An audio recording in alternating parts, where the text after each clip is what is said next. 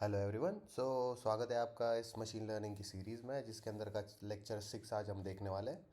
Machine learning का जो multiple regression वाला मॉडल है ना, उसके बारे में आज हम देखने वाले हैं। तो बिना टाइम वेस्ट किए शुरू करते हैं। तो भाई, हमने सिंपल लीनियर रिग्रेशन तो पिछले वाले में देख लिया था। सिंपल लीनियर रिग्रेशन में क्या था कि y equal to m x plus c था। ये हमारा लाइन का इक्वेशन है। तो इसके अंदर क्या होता है कि सिंपल एक लीनियर रिलेशनशिप होता है डिपेंडेंट और इंडिपेंडेंट वेरिएबल में। ये डिपेंडेंट वेरिएबल है y और ये है इंडिपेंडेंट वेरिएबल। तो एक इंडिपेंडेंट वेरिएबल और एक डिपेंडेंट वेरिएबल, इनका रिलेशनशिप होता है। तो इसके अंदर क्या होता है कि ओनली वन इंडिपेंडेंट वेरिएबल, जैसे कि एम एक्स है सिर्फ, है ना। M1 X1 वगैरह ऐसा कुछ नहीं है। तो फिर यहाँ पे क्या करते हैं, हम कांस्टेंट को इग्नोर कर देते हैं, ठीक है। तो ये बात होती है सिंपल लीनियर रिग्रेशन में। तो अब इसी से रिलेटेड एक मल्टीपल लीनियर रिग्रेशन होता है। मल्टीपल लीनियर रिग्रेशन में क्या होगा, तो भाई देखते हैं एक एग्जांपल। तो ये है एक एग्जांपल मल्टीपल लीनियर रिग्रेशन का इक्वेशन वाला, जो है ना, ये इक्वेशन है। तो बेसिकली क्या होता है, सेम चीज़ थी जो ऊपर ऊपर हमने देखा था ना, y equal to m x plus c, लेकिन इसके अंदर M1 X1 M2 X2 ये ऐसे फालतू की चीज़ें और ऐड हो गई, है ना। ये प्लस सी तो है ही, अगर ये फालतू की चीज़ें कहाँ से आ गई भाई। ये हम लोगों को तो पता ही नहीं था ये ऐसा कुछ होता है। तो फिर अब हम लोगों ने इसके अंदर देखना है कि इक्वेशन ऑफ लाइन तो भाई ये है ना। इक्वेशन ऑफ लाइन ही है ये। y equal to m x plus c उस फॉर्मेट में दिया है, तो फिर इक्वेशन ऑफ लाइन ही होगा, है ना। Linear relationship between more than one variables, है ना।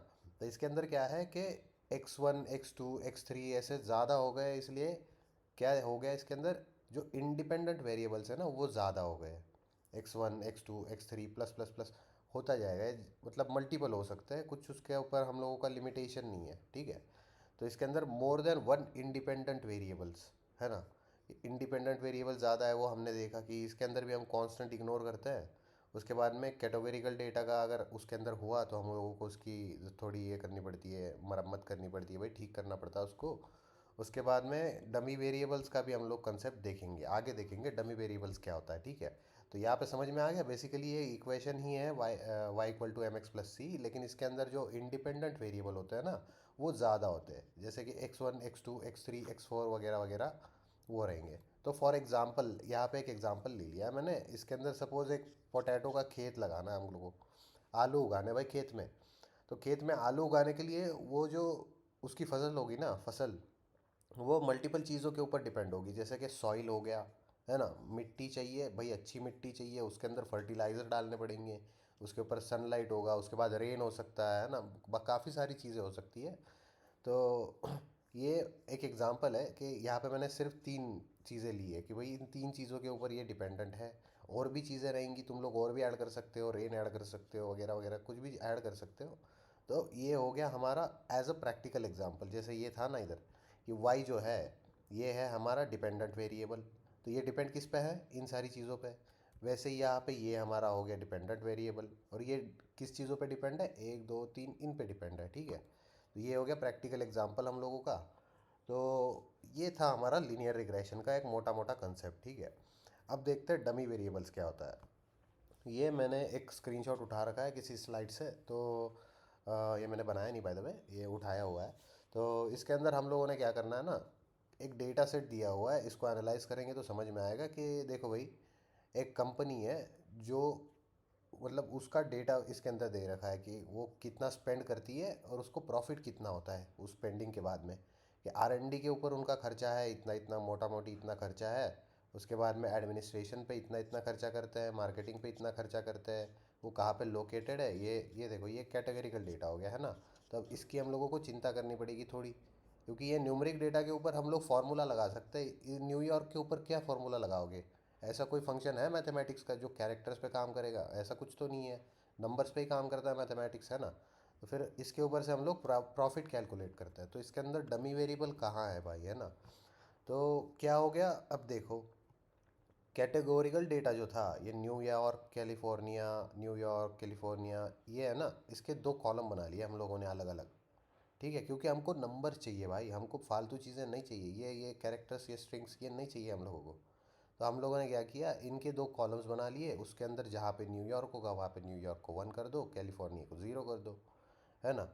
तो इससे क्या हो गया, दो कॉलम्स बन गए, एक कॉलम कट गया, दो कॉलम बन गए। अब तो हमारा काम और मुश्किल हो गया। तो फिर ऐसे वक्त में हम लोगों ने क्या करना होता है, देखो इसके अंदर भी एक रिलेशन है। जैसे कि सपोज़ न्यूयॉर्क के अंदर अगर वैल्यू 1 है तो कैलिफोर्निया में बाय डिफ़ॉल्ट ज़ीरो होगा, और अगर कैलिफोर्निया में 1 है तो न्यूयॉर्क में ज़ीरो होगा। एक कंपनी के अंदर एक ही सिटी यहाँ पे दे रखी है ना। हालांकि एक कंपनी दो जगह पे भी हो सकती है, लेकिन इस डेटा के अनुसार हम लोग अगर देखें तो 1 और ज़ीरो अल्टरनेट हो रहा है ना। तो फिर ये जो यहाँ पे इक्वेशन बन रहा है ना, y = b0 plus b1 x1, मतलब ये जो है ना, ये क्या है, x1 x2, ये सब ये वैल्यूज़ है। R&D स्पेंड x1 हो गया, एडमिनिस्ट्रेशन हो गया x2, मार्केटिंग हो गया x3। तो उसके बाद ये न्यूयॉर्क के लिए x4 बन जाएगा, कैलिफोर्निया के लिए x5 बन जाएगा। लेकिन वो दोनों तो एक दूसरे के अपोजिट हो गए ना। अब न्यूयॉर्क अगर ऑन है तो कैलिफोर्निया ऑफ होगा, है ना। तो डमी वेरिएबल्स में क्या होता है कि एक ही, मतलब एक कॉलम जो है वो अगर ऑन है तो दूसरा ऑफ रहेगा। मतलब ये एक बटन की तरह काम करता है बेसिकली। अगर तुम किसी को ऑन कर रहे हो तो वो ऑन रहेगा, और ऑफ़ कर रहे हो तो ऑफ़ रहेगा। तो फिर न्यूयॉर्क को ही कंसिडर करेंगे ना, हम लोग कैलिफोर्निया को कंसिडर नहीं करते। ये देखो यहाँ पे, क्योंकि न्यूयॉर्क अगर एक्टिव है तो बाय डिफ़ॉल्ट कैलिफोर्निया एक्टिव नहीं रहेगा, वो ऑफ रहेगा, है ना। तो ये एज अ बटन की स्विच की तरह काम कर रहा है। तो हम लोगों ने क्या किया, इसको हटा दिया। तो ये था एक डमी वेरिएबल। समझ आ रहा है तुम लोगों को? डमी वेरिएबल मतलब क्या, एक कॉलम से अगर हमारा काम हो रहा है, एक कॉलम से समझ आ रहा है कि दूसरे के अंदर क्या वैल्यूज़ होंगी, तो वो दूसरा वाला जो है वो डमी वेरिएबल है। समझ गए? ये एकदम इजी कंसेप्ट है। तो ये डमी वेरिएबल का कंसेप्ट हो गया। तो मोस्टली इतनी ही चीज़ें इसके अंदर काफ़ी इंपॉर्टेंट थी। इस वीडियो के अंदर यही देखना था हम लोगों को कि रिग्रेशन क्या होता है, मल्टीपल लीनियर रिग्रेशन क्या होता है। डमी वेरिएबल्स का कंसेप्ट इसके अंदर हमने देख लिया। आगे हम लोग थोड़ा स्टैटिस्टिक्स के अंदर घुसने की कोशिश करेंगे, क्योंकि वो आगे जाके हमको इम्पोर्टेंस देगा, है ना। तो उसके लिए देखते हैं अगले वीडियो में। इस वीडियो के लिए फ़िलहाल इतना ही। आई होप कि तुम लोगों को समझ आ गया होगा। जो कंसेप्ट है मैंने काफ़ी फास्ट लिया है, क्योंकि ये स्लाइड्स वगैरह बनाने में, एक्सप्लेन करने में थोड़ा मुझको मौत आती है, इसलिए मैंने थोड़ा फास्ट फास्ट लिया है। हालांकि इतना हार्ड है भी नहीं है, बहुत इजी है ना। न्यूयॉर्क ऑन है तो इसको 1 रखो, कैलिफोर्निया ऑन है तो कैलिफोर्निया को 1 रखो। लेकिन ये एक दूसरे के ऊपर डिपेंडेंट है, इसलिए कैलिफोर्निया को हटा दिया क्योंकि वो डमी वेरिएबल बन गया। Simple concept. तो ये हो गया डमी वेरिएबल का कंसेप्ट। तो अगले वीडियो में हम लोग स्टैटिस्टिक्स के बारे में देखेंगे। तब तक के लिए बाय बाय।